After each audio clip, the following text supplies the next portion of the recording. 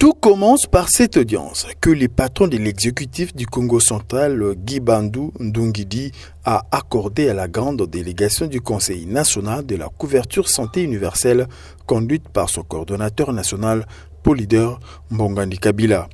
accompagné de plusieurs de ses collaborateurs. Audience qui donne lieu à une séance de travail à la salle de réunion de l'immeuble du gouvernement des provinces, à l'issue de laquelle le numéro 1 de la province est désigné président du comité provincial de cette structure stratégique présidentielle conformément au plan stratégique national pour la couverture santé universelle, comme l'explique ici son coordonnateur national, Dr Polydor Mbongani Kabila. Dans le cadre de la couverture santé universelle et d'après notre plan stratégique national de la couverture santé universelle, le gouverneur de province est le président du comité provincial de la couverture santé universelle. Donc nous sommes venus officialiser ce rôle que le gouverneur doit jouer dans le cadre de la couverture santé universelle. Mais avec lui aussi, bien sûr, il y aura des comités locaux que lui-même va installer en province, qui vont aussi étendre la couverture santé universelle jusque dans les territoires. Alors, la deuxième partie, c'est le lancement officiel de la couverture santé universelle par son premier paquet de soins, qui est le paquet de soins de la gratuité des accouchements. Et ça a été lancé par son Excellence,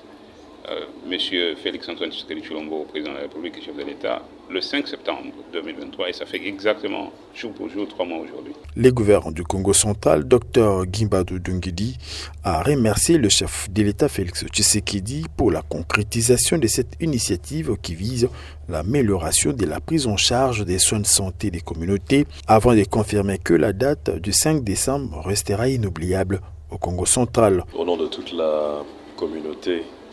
de la province du Congo central, nous voulons remercier Monsieur le coordonnateur et l'ensemble de sa délégation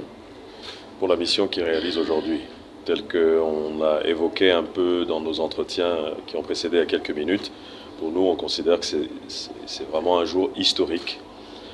que de lancer officiellement le démarrage de la couverture santé universelle. C'est un grand pas pour l'amélioration de la qualité de la prise en charge de nos patients, de la communauté, mais aussi dans l'amélioration de la qualité de vie de nos populations. Aujourd'hui, par le passage du coordonnateur et de sa délégation, nous avons la matérialisation de la promesse du chef de l'État. Il y a quelques jours, lors de sa tournée de campagne, il avait annoncé officiellement que le Congo central serait la deuxième province où serait implémentée la couverture santé universelle, et il avait annoncé le début des accouchements gratuits ici en province du Congo central. Signalons par ailleurs que l'installation des comités locaux du Conseil national de la couverture santé universelle par le premier citoyen du Congo central est attendue dans un bref délai.